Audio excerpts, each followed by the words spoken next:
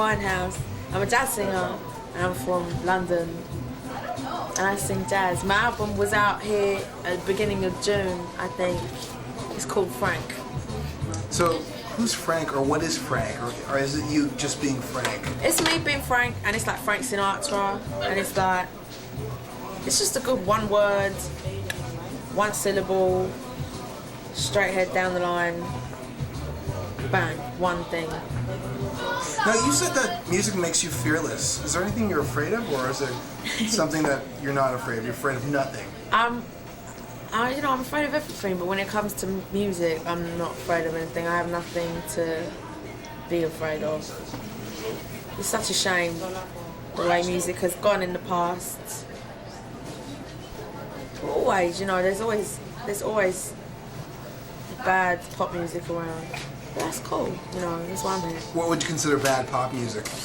I don't have enough time. I don't want to waste your time. Okay. What would you consider good pop music in that case? I don't think there's such a thing as good pop music. That's just me. If you have to stupid something out so that people understand it, it's pointless to me. You know what I mean? That's not the way people do things. I just push myself because music is the one thing in my life that I have. So I make sure I do it. Right, push myself, I heard you listening to it. So. Okay. I understand that you call jazz the new hip hop, or hip hop the new jazz. Mm-hmm. Why do you say that? I think hip hop is the new jazz. Jazz isn't about a saxophone solo or going into different time signatures or being superior, Jazz is about being expressive and carrying yourself forward, which is what the best hip hop does. People like Nas, Mos Def, they're poets. You know what? They're like the Loneliest Monk and the Charlie Mingus of today. You know what I mean? They are. People don't realise that, but these are our visionaries. You know what I mean? Speaking of Nas, you sampled "Made You Look." Yeah. From My Bed. Yeah. That's a challenge. That's a bit of a tough one. What inspired you to do that? It wasn't even me, I was with the same guy. My producer Salam produced his record, Made You Look. He did the Godson record. So when we did In My Bed, it started out like a Spanishy riff, and then he just had it in the drum machine from when Nas was there. So he just hit the loop, the patchy sample, and it just worked. It was just crazy the way that worked. And then we kept it in because it felt so right. So we just left it like that. And there's a lot of diversity on this particular record. What kind of background do you come from that's told you to go in that direction? Nothing.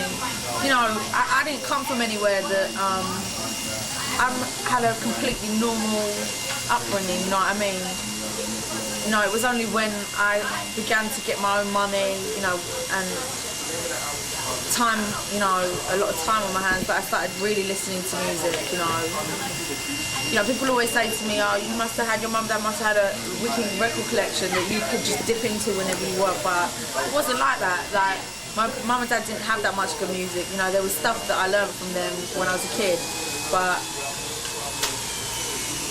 it's always been my passion is music, it's the one thing in my life that I'm like 100% confident about, and no one's ever going to take that away from me.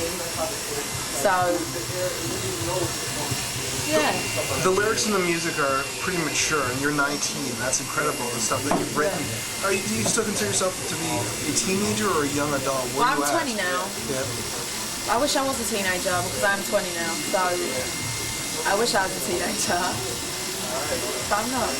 But that's cool, I was young when I wrote that album. It's from a young person's mindset, you know what I mean? Yeah, I don't know what to say. Tell me something. A lot of kids out there these days, and I'm not talking about street kids, I'm talking about kids in the music biz, such as yourself, Jamie Cullum. There's this new jazz movement, and it's from a whole bunch of white kids. Yeah. What is that all about? I don't know, I don't know what to say about that and be a diplomat because I'm a fascist, you know what I mean? I don't I don't listen to music that I don't like, you know what I mean? I can't keep my mouth shut about people that I don't consider to be jazz. You know what I mean? It's like I'm saying, jazz is not singing dead people's music. Jazz is carrying a legacy forward, yeah. Writing new jazz, you know, like I'm of my time. I write of my time. I'm conscious. I write of my surroundings and my time because that's important to me. I want to represent people like myself. You know, singing dead people's songs isn't representing anyone. That's not jazz to me. I'm not trying to cut anyone down or anything, but I'm just honest like that.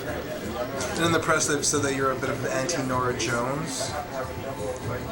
How do you feel about that sort of? What, like I am the anti-Nora Jones, or like I don't like her? What, I don't know what you mean. Well, no, there's been talk that you are sort of the opposite of. Oh, that's cool. Yeah, yes, I am.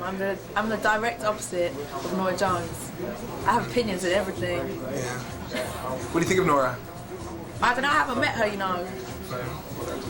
If you had a chance to meet her, how do you think you guys would get along? I don't think I would bother going to meet her, you know. But yeah, she's cool. She's got a lovely voice. Just all her songs sound the same, but she has a beautiful voice. You can't take that away from her. That's for sure. Now, what kind of space or headspace do you have to get into to write a song? I have to be sad, or I have to have a problem, you know, like this. I can't work it out myself, so I have to write it in a song, usually. So what have you gone through for this particular album to be able to create all these songs? It's a good heartbreak album. It's like some good breakup songs, and you know, I pretty much write about a bunch of stuff. You know, like anything that I have problems with, I'll write a song about it so I can feel better, and that works. You know, like I write about my mum and dad, their separation, and I write about when my bird died. And you know, there's a whole bunch of stuff on it. Yeah, my best friend. Oh, that's not on the record. There's a whole bunch of stuff on it. Now, just going back to hip hop and jazz music, is hip hop recycling itself at this point in time, or is it music being used for other stuff now? I think, yeah, there's some shit hip hop around, but there's some shit everything around. You know, the cream rises to the top. In my mind, anyway. Who's hot right now for you? Same people. My favourite 3 rappers are Nas, Mos Def, Busta Rhymes. You know, classic people. They're not going anywhere. They're not going to do a tune with R. Kelly. They're just where they are. You know what I mean? And so, what kind of path would you like to see your career go on? I don't know. You know, success to me is not about record sales. You know, success to me is just having the freedom to go in the studio with whoever I want. And success to me is being able to pick up my instrument and go and play a gig every night, or go to the studio every single night. That's success, you know. Alright, Amy, thanks so much. Thank you, wicked. Cool. This is the coolest interview I've done all day.